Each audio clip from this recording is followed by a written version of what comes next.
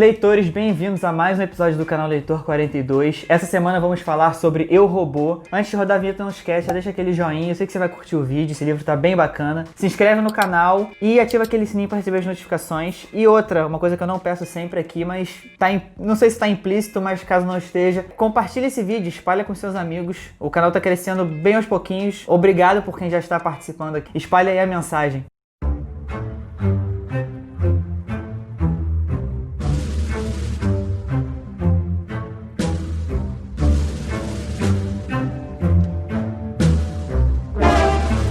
Bom, o Eu, Robô é uma compilação de contos do Asimov, né? Na verdade, os contos que estão aqui, eles não foram já publicados nesse livro. Eles saíram ao longo de vários anos em revistas de publicação, em revistas de ficção científica. A mais famosa delas na época era a Astounding Science Fiction. Não tem nome em português mesmo porque não era um hábito daqui, né? Isaac Yudovich Asimov, que é o nome real desse russo que mudou para os Estados Unidos aos 3 anos de idade, então ele nem sequer aprendeu a língua materna dele. Ele adotou esse nome aqui um pouquinho mais americanizado, né, mas ainda dá pra perceber que ele é um estrangeiro. Ele, desde pequeno, ele lia essas revistas de pulp fiction, né, que eram essas revistas feitas de material barato, de polpa, porque a ficção científica não era muito respeitada nessa época. Quando ele começou a ler e a publicar, até não existia muito esse hábito de publicar livros de ficção científica. Ela era uma literatura meio que menor, então ele já era muito fã de ficção científica desde pequeno e de robôs também. Só que uma coisa que ele mesmo diz numa pequena entrevista que tem aqui no final desse livro, ele não entendia porque toda obra de ficção científica, e especialmente de robôs, tinha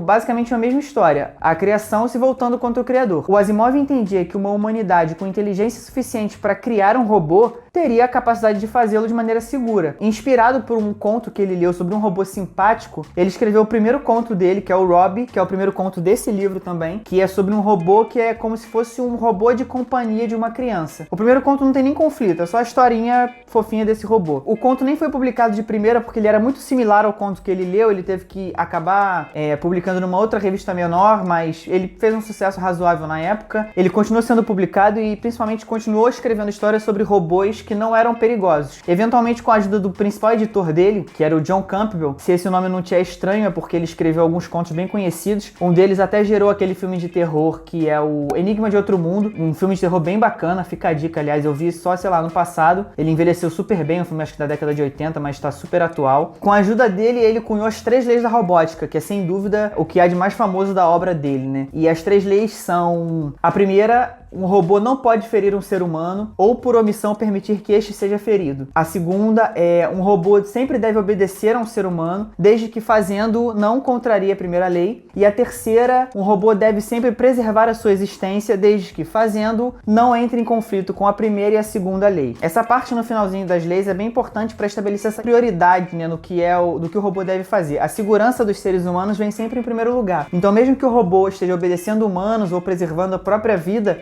ele sempre vai preservar a vida humana. E ele fez essas leis de maneira que elas realmente não tivessem essa brecha. Ele mesmo ficou na dúvida se isso não ia limitar a capacidade dele de escrever histórias, mas acabou funcionando como uma ferramenta de roteiro. Eu não sou nenhum especialista do Asimov, né? Esse aqui é o segundo livro só dele que eu leio, mas você claramente vê as leis nesse livro servindo como uma maneira dele realmente fugir desse lugar comum de criação versus criador. Praticamente todas as histórias desse livro, os conflitos dos contos, eles são gerados apesar das leis ou até por causa delas, mas sempre respeitando a integridade humana, digamos assim. Esses livros nem foram publicados na ordem que eles estão aqui no livro, na verdade, né? O Asimov, ele reorganizou os contos e até acrescentou alguns inéditos quando ele foi publicar esse livro muitos anos depois de ter publicado o primeiro conto dele. Esse nem é o primeiro romance dele. De repente eu comento aqui se vocês acharem interessante. Ele tem publicado aqui no Brasil também. Ele organizou os contos de maneira a servir uma função narrativa, né? Eles podem ser lidos individualmente, mas é interessante que você lê eles na ordem. A história do livro que justifica esses contos é assim: a doutora Susan Calvin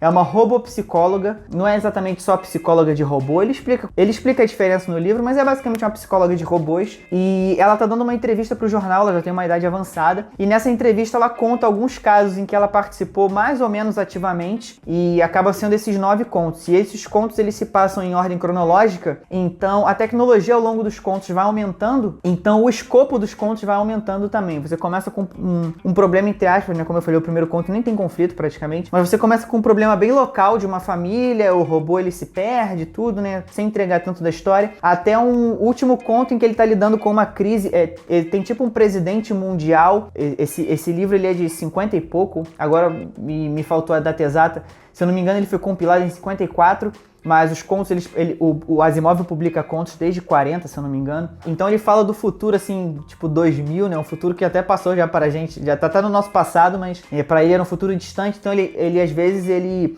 acerta em algumas coisas nessa extrapolação de tecnologia e em outras ele erra totalmente. Então tem um presidente mundial, ele tá lidando com uma crise que envolve diversos continentes e tudo. Não só a tecnologia vai progredindo ao longo do livro, como a magnitude dos problemas que estão tendo que ser resolvidos no livro, elas vão aumentando também. Só que são problemas que são resolvidos com lógica, com inteligência, com diálogo. São, às vezes, problemas de interpretação com essas 3 leis que eu falei, né? Se você viu o vídeo da semana passada em que eu falei do Guerra do Velho, lá eles resolvem tudo na base do tiro, basicamente. E aqui eles resolvem as coisas conversando, né? Aliás, uma coisa importante que eu ainda não falei. Se você vai ler esse livro, esqueça o filme do Will Smith. Tô me repetindo aqui em relação ao vídeo do Eu Sou a Lenda. Se você viu esse vídeo que eu falei do Eu Sou a Lenda, você sabe que o filme não respeita muito o livro. Mas aqui, nesse caso do Eu, Robô, é muito pior. Porque no Eu Sou a Lenda, pelo menos a história é mais ou menos a mesma. Aqui não, como eu falei, são 9 contos. Eu não vou dizer que nenhum dos contos está no filme, porque eu já tenho tempo que eu vi o filme, eu não gostei muito já na época. Eu nem tinha lido Asimov, mas não gostei do filme. Os protagonistas do Asimov são cientistas, são professores. Tem um político que tem aqui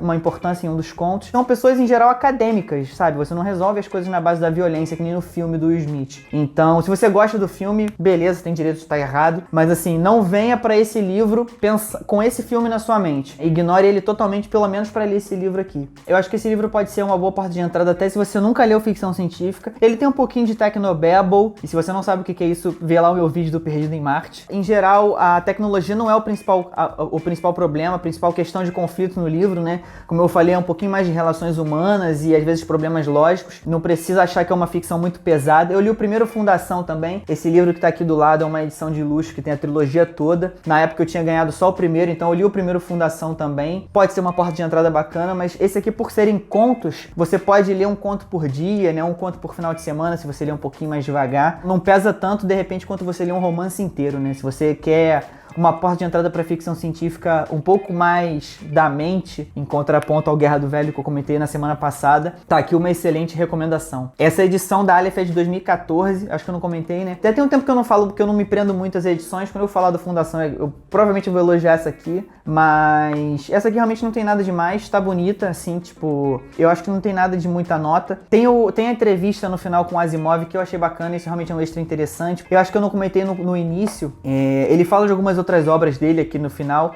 Não é bem uma entrevista, é tipo um monólogo dele, digamos assim. Eu não sei qual é a origem dela, só diz lá que é o texto dele. Ele faleceu em 92, então ele conseguiu acompanhar a tecnologia evoluir. Ele começou a escrever muito jovem, então ele teve aí, sei lá, 5, 6 décadas escrevendo, produzindo e podendo atualizar o próprio conteúdo. Ele teve quase 500 obras publicadas entre não ficção, ficção. Acho que ele escreveu alguns livros acadêmicos também. Eu não sei se os contos se cada conto também vale como uma obra, mas ele realmente tem um currículo impressionante. Então é até difícil você pesquisar material dele que não seja publicado, né? Então realmente é uma porta de entrada bacana. É muito mais prático você começar por esse livro do que você procurar coisas pontuais dele pela internet, o que seja, né? Além desse livro aqui da Fundação, a Aleph publicou uns outros livros também. Você deve estar vendo por aqui. Eu não li os outros, então não posso opinar ainda. Espero que a Aleph publique muito mais, porque o que eu li eu já gostei bastante. E quem sabe a gente não faz até um mês Asimov aqui. Eu não sei se vocês iam curtir, mas por enquanto podem começar nesse aqui sem medo. Se você gostou desse vídeo, não esquece, deixa aquele like aí, compartilha com seus amigos. Essa é uma ficção científica que é pra todo mundo mesmo. Acabei de lembrar aqui, abri um parênteses, tem um filme do Robin Williams, já tem muito tempo, obviamente, né? Ele já até faleceu, que é O Homem Bicentenário, que é baseado num conto dele também, que eu não li. Dando uma de Silvio Santos aqui, eu conheço gente que leu e falou que também não tem nada a ver. Então, assim, mesmo que você não seja fã de filmes de ficção científica, dá uma olhada aqui na literatura, que